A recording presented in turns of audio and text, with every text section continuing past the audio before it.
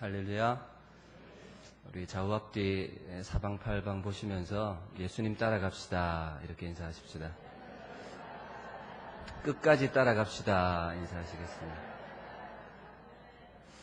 말씀을 읽으면서 이렇게 보니까요, 성경을 안 가지고 계신 분들이 보여요. 우리 청년들도 성경을 안 가져다니고 핸드폰에다가 이렇게 보는 청년들이 있거든요. 요즘 시대가 참 편리해졌고, 또 교회도 이렇게 영상이나 시스템을 통해서 이제 편리함을 주고자 하는 경우가 참 많습니다. 그렇지만 이 하나님의 말씀인 성경을 꼭 들고 다니셨으면 좋겠습니다. 핸드폰에 넣어 다니는 것도 안 넣어 다니는 것보다 좋지만, 그죠? 이 손에 딱 달라붙는, 저도 성경책이 책꽂이에 참 많습니다. 그런데 제가 참 아끼는 성경이 이 성경입니다. 왜냐하면 성경을 묵상하면서 씨름하면서 하나님 앞에 기도했던 하나님과 나와의 추억이 들어있는 그런 책이니까 참 소중하고 사랑스럽습니다.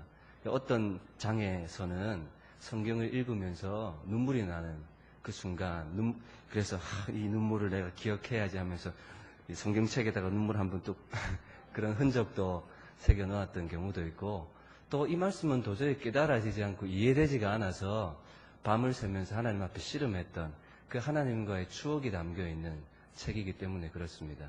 그래서 우리 여성분들도 명품의 기준은 성경이 들어가느냐 안 들어가느냐, 거기서 명품이 갈리는 겁니다. 우리 학생들도 꼭 성경을 들고 다니셔서 하나님의 말씀인 성경을 사랑하시는 저와 여러분이 되었으면 좋겠습니다. 예수님 당시에 수많은 사람들이 예수님을 따라다녔습니다. 쫓아다녔습니다. 그리고 수많은 군중들이 예수님께로 몰려들었습니다. 마가복음 3장에 보면 유대 사람들도, 예루살렘 사람들도, 그리고 이두메 사람들도, 요단강 건너편에 있는 사람들도, 그리고 두로와 시돈에 있는 사람들까지 다 예수님께로 몰려들어왔습니다. 그리고 너무 많이 몰려들어서 예수님께서 그 애워싸 미는 것을 피하기 위해서 배를 따로 한 대 이제 도라해서 그 위에 올라가서 말씀을 가르치시기도 했던 장면이 있거든요.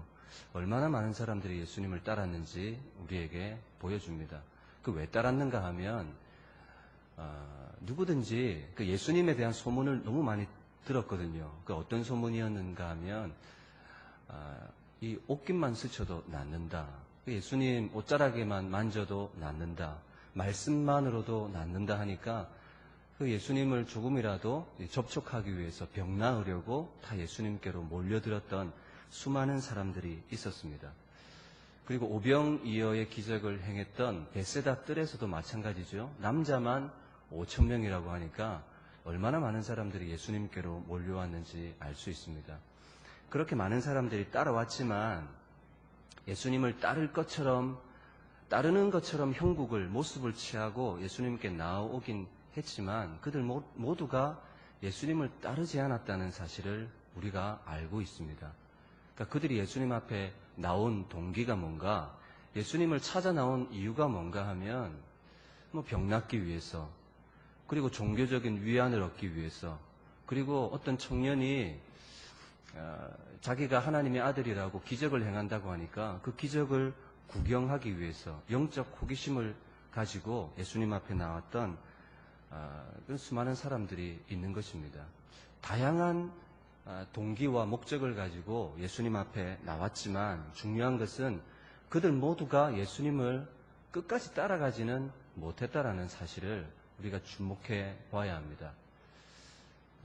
예수님 앞에 복음을 다 듣지 않습니까? 복음을 듣는다고 해도 그것이 복음을 깨닫고 영접하는 것을 자동적으로 의미하지 않는 것처럼 수많은 사람들이 예수님 앞에 나왔지만 그 나왔다는 것 자체가 예수님을 끝까지 따라가고 끝까지 믿고 끝까지 헌신하고 순종하겠다라는 것을 의미하는 것은 아니었다라는 사실이죠. 그 사람들이 어떤 동기를 가지고 나왔든, 뭐 병 고치러 나왔든, 아니면 어떤 예수님에 대한 신비적인 체험을 가지려고 나왔다면 그 1차적인 동기를 해결하고 난 다음에는 더 중요한 것을 얻어야죠. 예수님께서도 항상 병을 고쳐주시거나 문제를 해결해 주시고 난 이후에는 그것으로 그냥 돌려보낸 적이 없습니다. 항상 예수님은 뭐 하셨습니까? 병을 고쳤거든 죄사함을 받으라 하셨고, 육체적인 문제를 넘어서서 영적인 문제까지 예수님은 진단하셨고 말씀해 주셨고, 이제 더 나아가셔서 예수님은 그들에게 이제 더 나은 것, 더 좋은 것, 생명, 의, 구원, 영생, 이런 종류의 것들을 하나님은 그 사람들에게 주기를 원했다라는 사실이죠. 그래서 무슨 동기를 갖고 나왔든지 예수님 앞에 나왔다면 자기가 가진 목적이 이거 잘못되었구나. 내가 1차적인 동기를 가지고 나왔긴 했지만 나와 보니까 이것보다 더 중요하고 소중한 것이 있다는 가치를 깨닫고 자신이 들고 나온 이 이유와 동기가 바꿔지는 거죠. 내가 이것 때문에 나왔지만 나오고 보니까 이건 별거 아니구나. 예수님이 더 중요하고 소중하구나 라는 사실을 깨닫는 사람들이 되어야 했음에도 불구하고 이제 그 수많은 사람들이 그런 자리까지는 나가지 못했습니다. 그 사람들은 다 어떤 모습으로 마무리되고 마느냐면 예수님을 거절합니다. 그냥 거절해서 그치는 것이 아니라 저주하고 욕합니다. 그리고 나중에는 돌까지 던져서 죽이려고 합니다. 예수님 앞에 나오긴 했지만 어떻게 나온 사람들이 이렇게까지 무시무시한 사람들로 바꿔질 수 있는지 섬뜩 놀라게 되는 대목이죠. 예수님께서 오병이어의 기적을 행하시고 난 다음에 사람들이 무엇 하려고 했습니까? 예수님을 임금 삼으려고 했습니다. 예수님 임금 삼으면 우리 배고픔의 문제, 가난의 문제, 이 로마의 압제로부터 우리는 해방될 거야. 모든 문제가 끝날 거야 라고 생각했습니다. 그렇지만 예수님께서는 그들의 잘못된 마음을 아셨습니다. 허망한 마음을 아시고 산으로 혼자 피해 버리셨습니다. 혼자 산으로, 요한복음 6장에 보면 산으로 피하셨습니다. 그리고 제자들도 그 무리로부터 제자들을 떼내가지고 너 건너편 가버나움으로 가라 해서 가버나움으로 보내고, 그리고 잘못된 기대와 목적을 가지고 예수님 앞에 나왔던 수많은 무리들을 다 흩어 보내버렸습니다. 다 가라. 그리고 예수님은 다음날 제자들과 함께 이제 가버나움 건너편에 있는데 그 흩어보냈던 수많은 무리들이 그곳까지 따라온 겁니다. 쫓아온 겁니다. 그러니까 그 사람들이 가지고 있는 이 종교성, 열심, 노력, 여러분 그것이 있지만 그것이 신앙입니까? 신앙은 아니잖아요. 열심은 가지고 있고 수고도 하고 예수님 제자들과 함께 건너갔다고 하니까 그곳까지 따라가자라는 목적도 이해도 다 가지고 있었지만 무엇이 잘못됐는가 하면 동기가 잘못되었다는 거죠. 예수님께서 수많은 무리가 다시 자기에게 오는 것을 보고도 전혀 기쁘지 않으셨습니다. 왜냐하면 그들의 마음의 동기를 아셨기 때문이죠. 그리고 예수님께서 그들에게 6장 26절에 이렇게 말씀하십니다. 너희가 나를 따르는 것, 나를 찾는 것은 표적을 본 까닭이 아니다. 표적을 보고 내가 하나님의 아들이고 그리고 내가 이 땅에 무엇하러 왔는지를 너희가 깨닫고 나를 찾는 것이 아니다라고 예수님 말씀하십니다. 그리고 너희가 나를 찾는 것은, 나를 구하는 것은, 나를 만나기 위해서 수고도 하고 열심도 하고 열정도 가지고 있는 것은 예수님 때문이 아니라 떡을 먹고 배부른 까닭이다 이렇게 말씀하시죠. 그러니까 예수님 자신을 구하고 예수님 자신을 만나기 위해서 나온 것이 아니라 육신의 필요, 소원 성취, 어떤 문제 해결 이런 데에만 관심을 가지고 예수님 앞에 나온 무리들이 있었다라는 겁니다. 여러분 우리도요 신앙생활 하면서 아주 조심하게 생각해야 될 것이 있습니다. 기독교가 주는 뭐라고 할까요? 장점들이 참 많죠. 그죠? 하나님 앞에 기도하고 기도하니까 우리 내면이 치유되지 않습니까? 그리고 하나님 앞에 경건하게 찬양을 하는 그 거룩하고 경건한 분위기, 복음 말고 복음 이외의 것들, 기독교가 주는 복음 이외의 것들에 관심을 가지는 경우가 더 많다는 겁니다. 여러분, 복음의 핵심은, 기독교의 핵심은 무엇입니까? 복음이죠.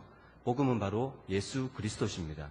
우리는 교회 나오면 항상 무엇에 초점과 기준과 관심을 가져야 되느냐 하면 예수님께 관심을 가져야 됩니다. 그런데 예수님 말고 교회 가면 일주일 동안 못 봤던 친밀했던 사람들도 만나고, 그죠? 그리고 대화도 나누고, 시원한 에어컨 밑에서 차도 한잔 마시고, 담소도 나누고, 그리고 밥도 차려주지 않습니까? 교회에서 밥도 주고. 그러니까 복음 말고, 예수님 말고 교회가 줄 수 있는 수많은 것들에 우리의 관심이 갈 때가 많다는 겁니다. 그런데 결국 무엇은 못합니까? 예수님 앞에 엎드려서 내가 하루 동안 살아왔던 나의 삶이 정말로 복음을 깨달은 자로서의 삶을 살았는지, 하나님이 기뻐하시지 않는 삶을 살지는 않았는지, 자신의 내면을 비추고 자기 안에 있는 죄를 깨뜨리고 하나님 앞에 올바른 사람으로 변화시켜내는 그런 예수님 앞에 서서 만나는 이런 영적인 부딪힘이 있어야 되는데, 그런 부딪힘 없이 그냥 왔다가 종교 활동하고 그냥 돌아가 버리는 겁니다. 그리고 돌아갔는데도 여전히 뭐 합니까? 마음에 공허감이, 하나님 앞에 엎드려서 예배도 하고 오전 예배도 드리고 오후 예배도 드렸는데 찬양도 하고 기도도 드렸는데 여전히 내 마음속에 하나님이 주시는 평안이라든지 위로라든지 이 마음의 확신, 구원의 확신, 다시 내 안에 샘솟는 복음으로 말미암아 주어진 새로운 삶에 대한 기대가 없는 겁니다. 그리고 그냥 주일 왔다가 갔는데 집에서 그냥 지친 겁니다. 그냥 피곤한 겁니다. 그래서 TV 보면서 막 웃고 여가를 즐기면서 거기서 위로를 받는 그런 그리스도인들이 오늘날에도 참 많은 것입니다. 여러분, 우리가 관심 가져야 될 분, 초점을 둬야 할 대상, 그분이 바로 예수님이라는 사실을 절대로 놓치지 마십시오. 근데 정말 중요한 거 놓치고 그냥 밥만 맛있게 먹고 갑니다. 야, 그래서 집에 가서 야, 오늘 밥 맛있지 않았냐? 저 집사님 저 셀은 밥 맛이 최고야. 이런 얘기나 한다면 우리의 관심과 초점이 잘못된 것이죠. 그리고 27절에 예수님께서 그 사람들에게 썩을 양식을 위하여 일하지 말고 영생하도록 있는 양식을 위해서 일해라. 그렇게 말씀합니다. 썩을 양식. 지금 잠시, 그러니까 이 무리들이 가진 문제는 배가 고프다, 가난하다, 사업이 잘 안 된다, 자녀들이 말썽을 일으킨다. 이런 것이 본질적인 문제가 아니라는 거죠. 왜냐하면 그런 문제들은 없다가도 있고 해결 다 됐다고 해서 또 없습니까? 아니죠. 해결돼도 언젠가는 또 생깁니다.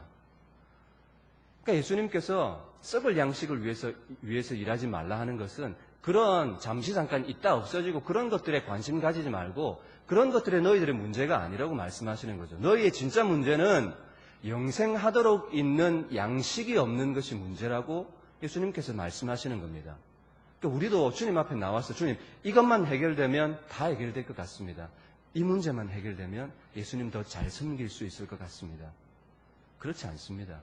정말 우리의 문제는요, 영생하도록 있는 그 생명의 근원 대신 예수 그리스도가 없는 것이 이 무리들의 문제였고 우리들의 문제라는 사실을 꼭 기억하셔야 됩니다. 그래서 영생하도록 있는 양식을 위해서 일해라. 그런 썩을 양식은 먹어도 또다시 배고픈 겁니다. 그래서 또 그 양식 찾아서 가는 거죠. 해결되면 또 그거 찾고 잠시 위안 얻고 잠시 해결받고. 복음은 우리의 육신에 순간순간 생기는 문제들을 해결하기 위해서 주신 것이 아닙니다. 근본적인 문제는 여러분 예수님께서 어디서 태어나셨습니까? 베들레헴에서 태어나셨습니다. 베들레헴. 헬라어 원어로는 빵집입니다. 빵집.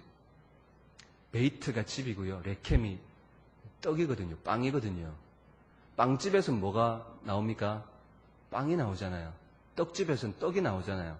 근데 그 떡은 누룩이 들어있지 않는 떡, 생명 대신 예수님이 베들레헴에서 나신 겁니다. 예수님께서 그들에게 정말 주시고 싶으셨던 것은 한 번 먹고 배부르고 많은 떡이 아니라 영생하도록 있는 나 예수님 자신을 너희에게 주러 왔다라고 말씀하십니다. 너에게 필요한 건 영생의 생명의 떡 된 나야. 내가 너한테 필요한 거지 내가 너에게 줄 수 있는 봉지 들고 있는 축복의 보따리가 아니라고 말씀하시는 거죠.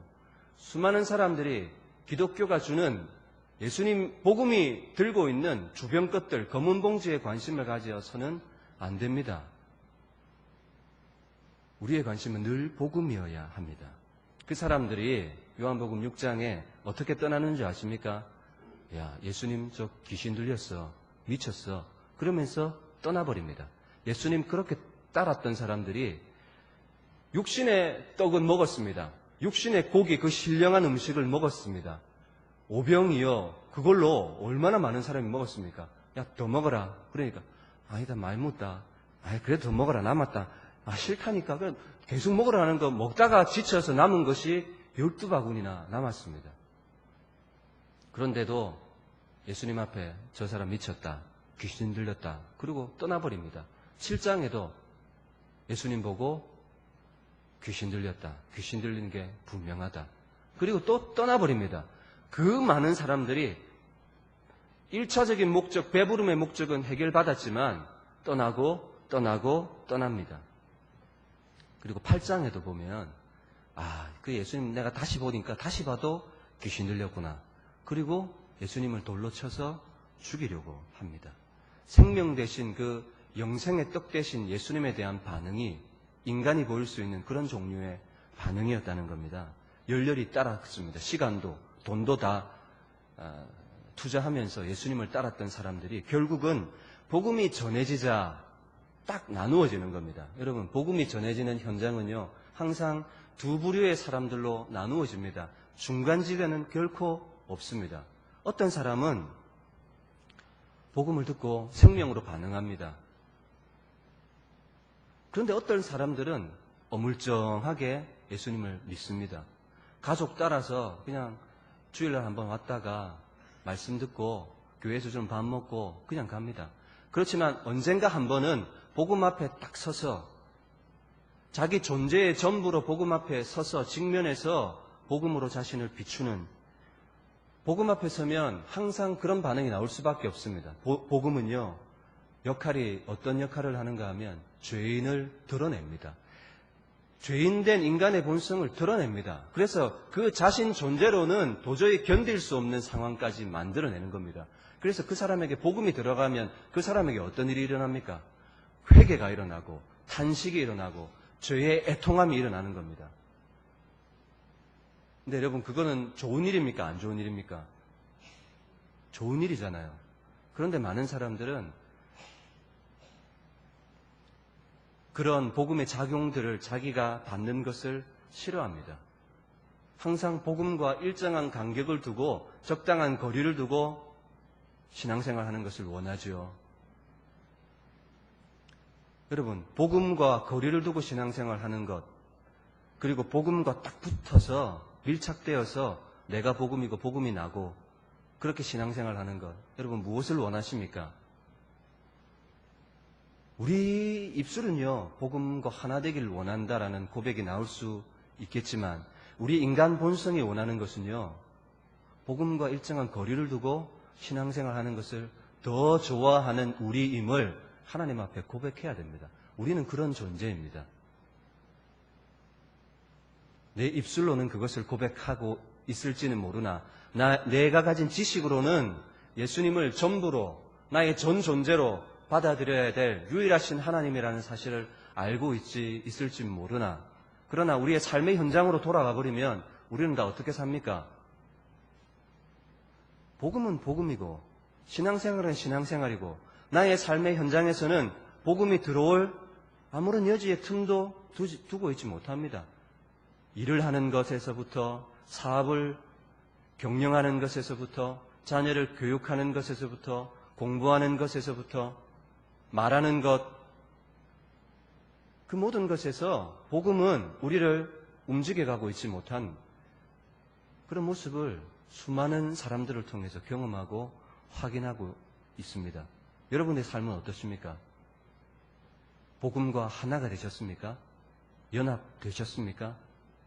우리는 오늘도 우리의 그런 연약하고 한계가 있는 그런 모습을 하나님 앞에 고백해야 될 겁니다. 그래서 복음 앞에 서는 것을 많은 사람들이 두려워합니다. 왜냐하면 내가 주인 되어서 내 마음대로 살아야 되는데 복음 앞에 딱 서게 되면 주인이 확 바뀌어버리잖아요. 주인 바뀌면 이 곤란한 일이 한두 개가 아니잖아요. 이제까지 내가 살아왔던 삶을 들여다보면 주인이 바뀌고 나면 이 수많은 이 인생의 길 속에서 저질러 놓았던 일들을 바로잡으려니까 이거 까마득하거든요. 그래서 주인 바꾸고 사는 것보다 그냥 이대로 사는 것이 편한 겁니다. 그리고 예수님은 적당하게 믿고 복음은 적당하게 반응하고 종교생활하고 11조 드리고 주일 예배하면 참석하고 수련회 한다면 수련회 참석하고 거기까지는 내가 하겠다. 그런데 나의 삶의 자세한 부분은 세심한 부분은 좀 민감한 부분은 건들지 말라는 겁니다. 말은 그렇게 하지 않지만 저와 여러분의 삶에 복음 앞에서의 살아가는 이 태도, 삶을 진지하게 점검해 보아야 됩니다. 나는 그런 사람이 아닌가? 그런 사람들은 절대로 끝까지 따라갈 수는 없습니다. 끝까지라는 것은 어디까지인 줄 아십니까? 죽는 자리까지는 따라가지 못한다는 겁니다. 편안하고 안전하고 아무 문제 없을 때는 따라갈 수 있습니다. 그런데 그 사람이 정말 따라가느냐 못 따라가느냐는 어디 가서 확인되는 줄 아십니까? 우리 옆 사람에게 얘기해 주십시오. 끝에 가서야 확인됩니다. 이렇게 얘기해 주십시오. 끝에 가봐야 합니다. 끝에 가봐야. 끝에 가봐야 합니다. 천국 가면 놀라게 된다라는 말 들어보셨죠? 저 사람 천국 가야 되는데 가보니까 없는 겁니다. 그것 때문에 놀라고. 저 사람은 오지 못할 사람인데 와 있는 겁니다. 또 그것 때문에 놀라고. 또 내가 가 있는 겁니다. 또 그것 때문에 놀라고. 놀랄 일이 많은 겁니다. 그 믿는 얘기 심각하게 하는 것을 싫어합니다. 우리 청년들도 이제 설교하면 자기에게 위로를 주고 소망을 주고 그래 넌 할 수 있어. 넌 하나님의 자녀야. 힘을 내. 성령께서 너에게 힘 주실 거야. 너는 새로운 피조물이야. 이런 말 듣기를 원하죠. 복음 앞에 자신을 깨뜨리고 굴복하고 이런 건 싫습니다.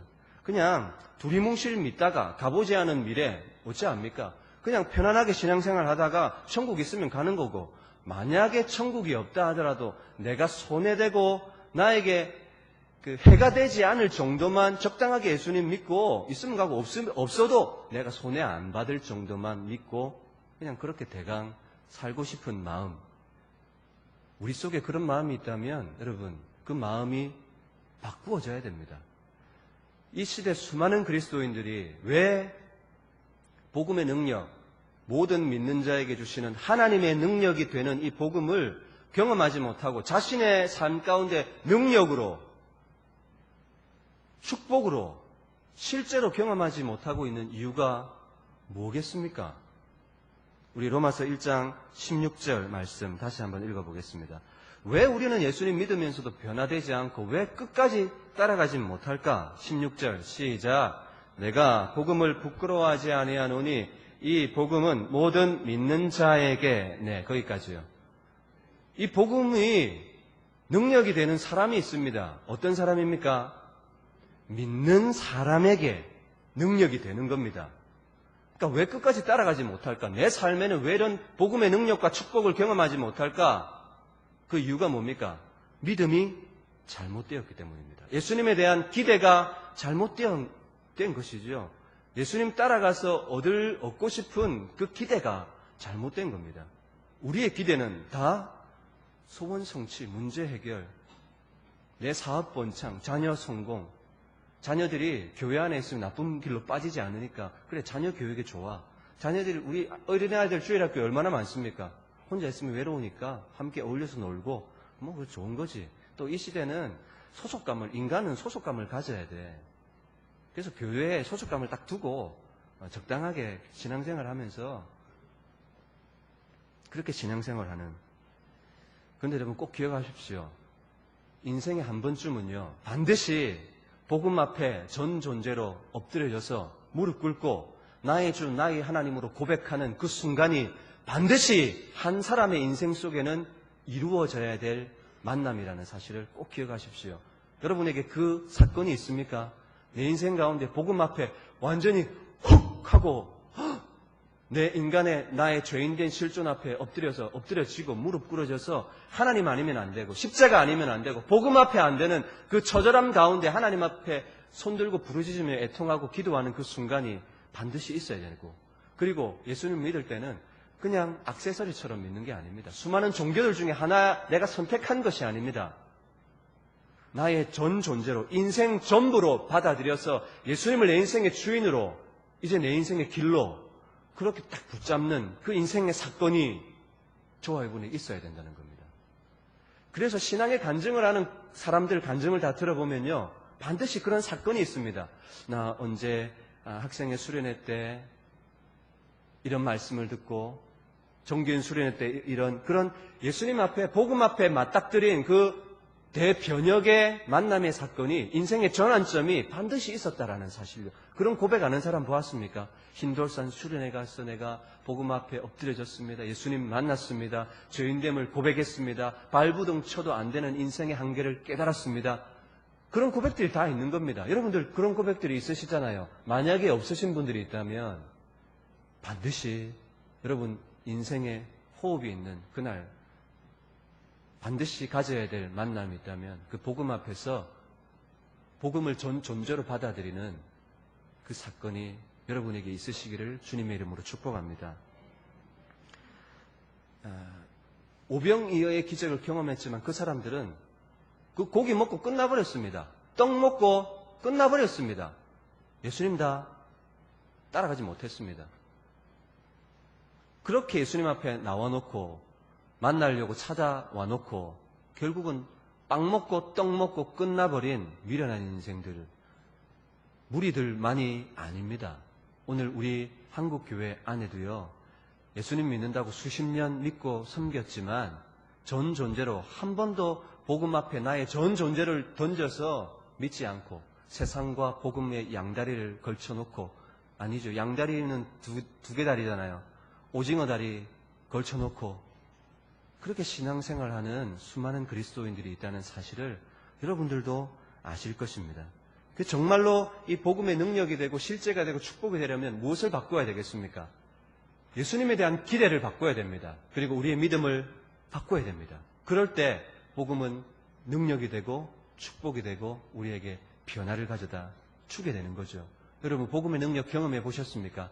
한 번도 복음이 주는 능력, 유익, 축복, 희열, 은혜, 되는구나, 이거구나 라는 감격, 닭살돋움, 이걸 느껴보셨습니까? 복음은요, 이론이 아니지 않습니까? 무슨 철학, 사상 따위가 아니지 않습니까? 살아계신 하나님의 아들 예수 그리스도, 인격체이신 그분이 복음이라면 사람과 사람도 온전히 차 한잔 만나고 대화를 나누어도 그 사람 생각 동의하고 따르고 맞장구 쳐주기도 하고, 그런데 하물며 전지전능하신 하나님의 아들 예수 그리스도 그 앞에 내가 서는데 복음을 들었는데 아무 일도 일어나지 않았다. 뭡니까? 한 번도 정확하게 복음 앞에 서지 않았던 사람들이 있는 겁니다. 듣고도 아무 일이 없는 사람. 왜 그런 줄 아십니까? 히브리서 4장 2절에는 그 이유를 말하고 있습니다. 너희도 그들처럼 복음의 전함을 받았다. 그런데 그 복음이 너희에게 유익이 되지 못한 것은, 여러분 한번 읽어주시겠습니까? 시작. 우리도 복음 전함을 받은 자이나 들은 자가 믿음과 결부시키지 아니하였다. 듣는 자가 믿음과 결부시키지 않았다는 겁니다. 믿음, 우리 옛날 성경에는 믿음으로 화합하지 않았다는 겁니다. 뭐가 없었다는 겁니까? 믿음으로 반응하지 않았다는, 그러니까 복음이 선포되고 들려지면 그것을 믿음으로 받고 아멘 해야 되는데 믿음이 작용될 수가 없는 겁니다. 그러니 무슨 소리 들립니까? 그냥 종교사로, 종교한 인물로, 성인으로 들리는 겁니다.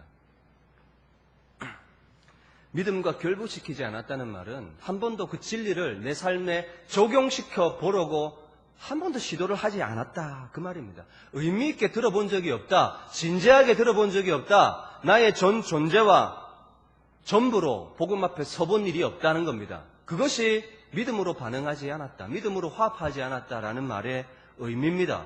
목숨 걸고 한 번이라도 복음에 발을 담궈 봐야 되는 겁니다. 그래야 진짜인지 가짜인지 확인이 되잖아요. 다른 사람들은 체험하고 이거 진짜라고 하는데 나는 맨날 떨어져서 거리를 두고 살다가 저 사람에게는 능력이고 실제고 간증도 나오고 역사도 나오는데 나는 한 번도 복음으로 인해서 나에게 나온 간증이 하나도 없는 겁니다. 왜 그런가? 믿음으로 한 번도 내가 들은 적이 없거나 진리를 내 삶에 적용시켜 본 적이 없거나 나의 전 존재와 나의 전 생명을 다해서 그 복음 속에 나를 던져본 일이 없는 사람은 절대로 그런 경험이 있을 수가 없습니다. 복음은요, 못 들은 사람도 들어야 되고 들었던 사람도 다시 들어야 되는 것이 복음입니다. 사도 바울이 로마서를 쓰면서 로마에 있는 교인들에게 내가 너희에게 복음 전하기를 간절히 원한다. 지금 보내는 곳은 로마 교회 성도들입니다. 이미 예수 그리스도를 믿고 교회가 세워졌습니다. 그런데 그들에게 다시 복음을 전하기를 원한다는 겁니다. 복음은 들어도 또 들어야 되고 계속 듣고 계속 만나야 되는 겁니다. 그리고 어떻게 만나야 되느냐? 지식으로, 이론으로 만나는 것이 아니라 나의 전 존재를 다해서 생명 걸고 복음에 반응하고 참여하는 것이 중요하다는 겁니다. 예수님 믿고 한 번도 옥합을 깨뜨려 본 적이 없는 사람들이 있습니다.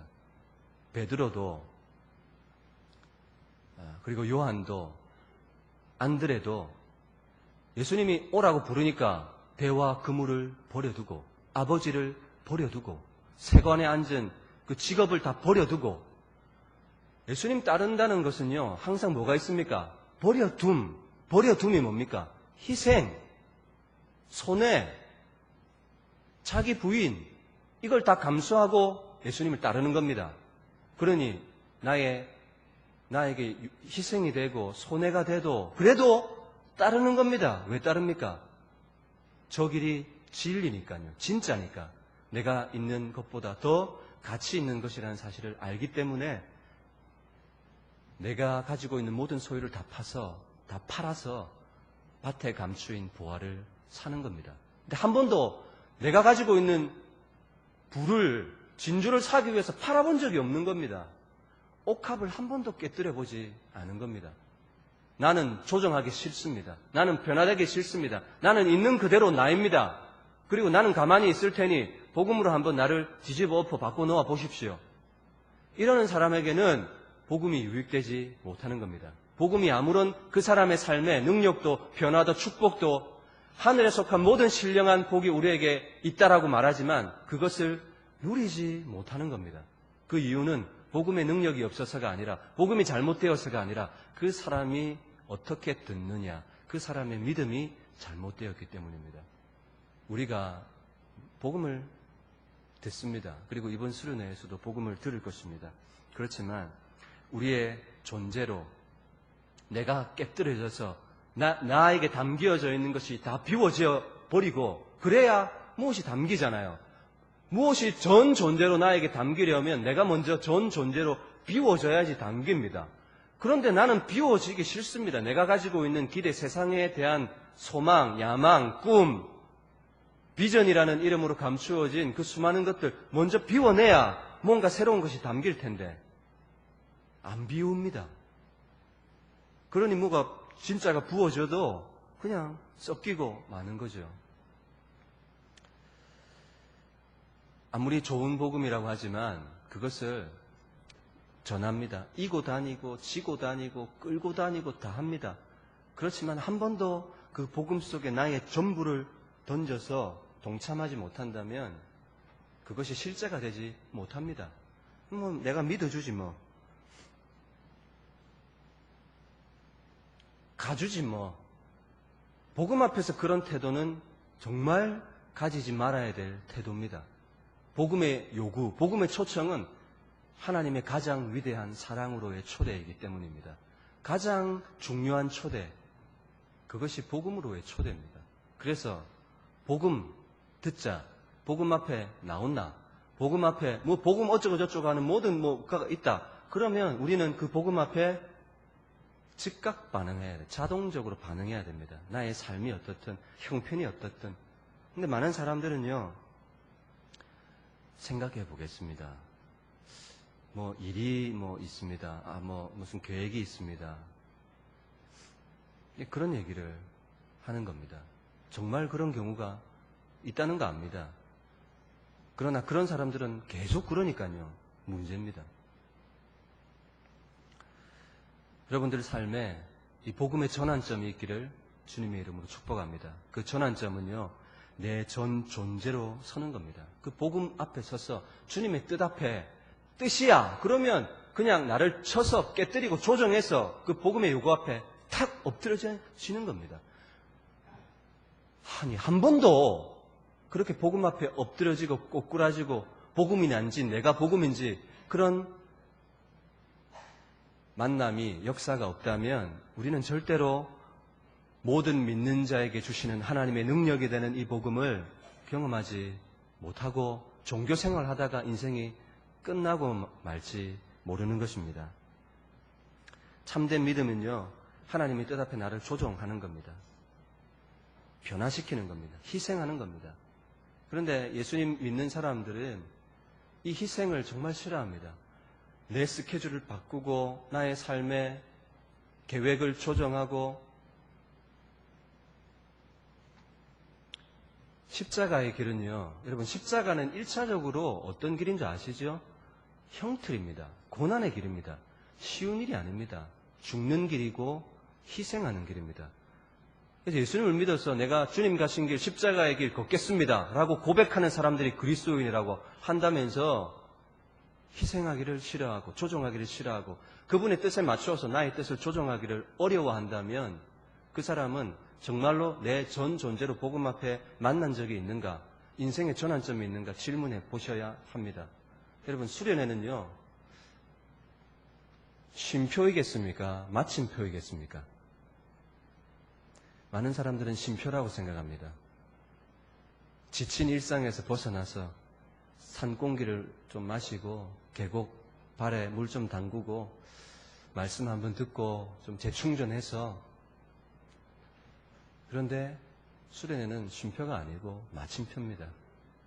이제까지 내가 마음대로 내 뜻에 내 목적에 예수님을 믿고자 하면서 지금 살고 있지만 정말 예수님 자체를 추구하고 있는지, 아니면 예수님을 믿고 있지만 세상에 나가서 세상 사람들이 누리고 있는 것, 가지고 있는 것, 추구하고 싶은 것, 나도 동일하게 추구하고 사는 자신의 삶이 복음 앞에 서서는 딱 마침표를 찍는 것입니다. 그리고 새로운 존재로 새롭게 시작하는 그런 영적인 새로운 출발점이 수련회죠. 여러분들에게 이번 수련회가 영적인 마침표가 되시기를 주님의 이름으로 축복합니다. 야고보서 2장 12절에 믿음이 있노라 하면서 행함이 없는 믿음, 그 믿음이 어떻게 자기에게 유익된 믿음이 될 수 있겠느냐, 예수님께서 그렇게 말씀하십니다. 그런 믿음은 귀신들도 다 가지고 있는 믿음입니다. 정말 우리의 믿음이 있다는 것은 우리의 말이 증명해 주는 것이 아니라 예수님의 뜻 앞에 조정하는 행함, 예수님의 요구 앞에 나를 깨뜨리는 희생, 그것이 있을 때 참된 믿음이라는 거죠. 근데 그것은 없고 입술로만 있고 고백만 있다면 그 믿음이 너를 구원할 수 있는 믿음이 되겠느냐? 예수님께서 그렇게 책망하시는 겁니다. 우리가 로마서 1장 17절 읽었죠. 오직 의인은 믿음으로 말미암아 살리라. 여러분, 의인은 누굽니까? 예수님 믿는 자가 의인입니다. 오직 믿음으로 말미암아 사는 자 누군 줄 아십니까? 믿는 자입니다. 믿는 자. 그런데 어떻게 믿는 자요? 대충 듣는 것이 아닙니다. 그냥 한번 우연하게 지식으로 듣는 것이 아닙니다. 나의 삶의 전 존재를 들여서 듣는 겁니다. 그리고 그 들음 앞에 나를 깨뜨릴 결단을 가지고, 나를 조정할 결단을 가지고 그렇게 듣고 반응하는 겁니다. 그것이 믿음으로 화합해서 듣는 믿음의 작용을 가진 사람들이 그렇게 듣는 복음이라는 거죠. 종교를 액세서리처럼 어느 한 장신구처럼 세상 나갈 때는 잠시 떼었다가 놓고 주일 아침에 일어나면 그 장신구를 이제 붙이고, 여러분 기독교는 복음은 그런 것이 아닙니다. 성경도 여러분 그렇지 않습니까? 성경을 왜 요즘에 안 가지고 다닙니까? 고추장스럽거든요. 그 말은 사랑하지 않는단 말입니다. 사울이 버림받은 이유, 여호와의 말씀을 버렸으므로. 하나님을 사랑한다면 무엇을 사랑해야 되겠습니까? 하나님 말씀을 사랑해야죠. 그리고 그 말씀인 성경을 사랑하고 소중하게 여겨야죠. 언젠가 원로 목사님이 그런 가르침을 주셨습니다. 성경은 가장 소중한 책이다. 성경책 위에 박 전사 다른 책 올리지 마라. 그 얘기를 듣고 처음엔 좀 의아했습니다. 뭐 책이 뭐 똑같은 책이지 뭐. 근데 원로 목사님은 책이 여러 권 있으면 성경책을 다른 책 밑에 두지 말라는 겁니다. 제일 항상 위에 올라오는 책이 성경이다. 찬송가가 왜 뒤에 있는 줄 아십니까? 하나님 말씀이 뒤로 가서는 안 되기 때문이죠. 그래서 말씀에 대한 태도가 정말 중요하구나. 근데 사람들은 성경을 고추장스럽게 생각합니다. 들고 다니지 않습니다. 핸드폰에 넣어 다니죠. 그리고 집에서는 베개로 사용하시는 분이 있습니까? 그냥 성경책만 대고 자면 그냥 잠이 솔솔 오는 겁니다. 그리고 라면 끓여 먹다가 뭐 바칠 거 있으면 뭐 책 찾다가 성경 있네. 그러면 안 계시죠? 하나님의 말씀은 우리가 목숨보다 생명보다 소중하게 여겨야 될 말씀입니다. 저와 여러분들이 말씀에 대한 태도, 복음에 대한 태도를 분명하게 가지시는 은혜가 있으시기를 주님의 이름으로 축복합니다. 부담을 싫어하지 마십시오. 그런 얘기 부담스럽습니다. 복음은 여러분 믿는 자나 안 믿는 자나 다 부담스럽습니다. 저에게도 부담스러운 것이 복음입니다. 그래서 예수님을 따를 수 있는 유일한 길이 있다면 누구든지 예수님을 따르려거든 자기를 부인해라. 그리고 자기 십자가를 지고 날마다 자기를 부인하고 날마다 그 십자가를 지고 예수님을 따라야 된다. 예수님이 그렇게 말씀하셨습니다. 절대로 쉽지 않은 길, 십자가의 길입니다. 그런데 우리는 이미 그 길 위에 서 있지 않습니까? 그죠? 그 길 끝까지 가려고 고백한 사람들 아니겠습니까? 그렇다면 정말 끝까지 예수님 가신 길, 십자가의 길, 제자의 길, 나도 따라가기로 결정하셨다면 마음을 다른 데 두지 마십시오. 내가 곧 길이요 했잖아요. 그러면 길은 한 길밖에 없는 겁니다. 그런데 이 길 가다가 다른 길이 있다고 이렇게 눈을 돌리는 사람은 내가 곧 길이요. 한 길은 아닌 겁니다. 예수님 믿긴 믿지만 한 길은 아닌 겁니다. 내가 곧 진리요. 진리라는 사실을 압니다. 그런데 진리에 내가 참여하지 나를 던지지 못합니다. 왜요? 그것이 아닐까봐. 그것이 틀릴까봐. 내가 곧 생명이니. 그 길밖에 생명이 없다면 다른 것에는 조금도 눈을 두지 말아야 됩니다. 예수님을 섬기는 것, 십자가는요, 전부를 요구합니다. 전부. 나를 부인하는데요, 하나, 두 개 부인이 됩니까? 그냥 존재 전체를 그냥 확 죽어버려야 부인이 됩니다. 십자가 형틀, 자기의 죽음의 모습을 들고 주님을 따라가라는 겁니다. 그것이 구약의 메시지로는 우리 여기 붙어있는 신명기 4장 5절 6절 말씀이죠. 내 마음을 다하고 뜻을 다하고 힘을 다해서 예수님 어떻게 따라갑니까?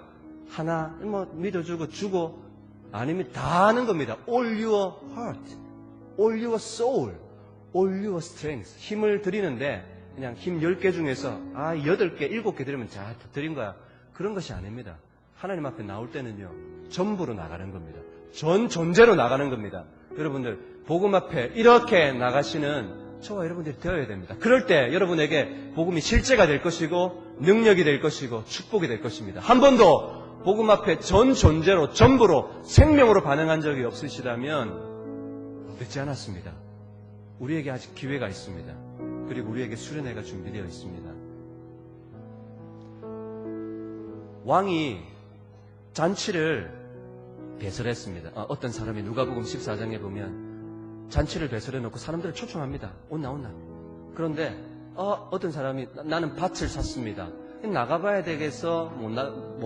왕의 잔치에 못 가겠습니다. 어떤 사람은 내가 소 5겨리를 샀는데 내가 시험하러 나가야 되겠어 못 가겠다. 어떤 사람은 나 장가 갔어요. 그래서 거시기하잖아요. 못 가겠어요. 이렇게 얘기하는 겁니다. 여러분 다 뭐 하는 사람들인 줄 아십니까? 다 핑계대는 사람들. 한 번도 전부로 나가지 않는 사람들. 밭을 샀으면 내일 가면 되잖아요. 잔치 참여하고 내일 가면 되잖아요. 소는 뭐 시험할 게 있습니까? 결혼했으면 같이 나오면 되잖아요. 전부로 반응하지 않고 어쨌든 자기 입맛에 맞추어서, 시간에 맞추어서, 스타일에 맞추어서, 취향에 맞추어서 복음 앞에 반응하려고 하는 사람들에게는 복음은 여러분에게 생명이 안 될 것입니다. 그 사람에게 복음은 전부가 안 될 것입니다. 하나님의 능력 기대하지 못할 것입니다. 이 시간 한번 기도하실 때 복음에 대해서 믿음으로 화합하는 그런 내가 되게 해주십시오. 하나님 나에게 은혜를 주셔서 내가 한 번도 해보진 못했습니다. 내가 한 번도 해보지 않았지만 이번에 한번 해보고 싶습니다. 복음 앞에 전 존재로 반응한다는 것이 도대체 어떤 것인지 성령께서 나에게 가르쳐 주십시오. 여전히 나의 삶은 분주하고 바쁩니다. 그리고 생업과 사업도 있습니다. 그러나 하나님 전부로 드리고 싶은데 안 돼요. 이런 나를 긍휼히 여겨주십시오. 환경도 열어주시고 무엇보다 나의 마음을 하나님 앞에 드릴 때 하나님의 복음에 전부로 반응해서 복음이 주시는 축복과 유익을 경험할 수 있도록 인도해 주옵소서. 함께 기도하십니다.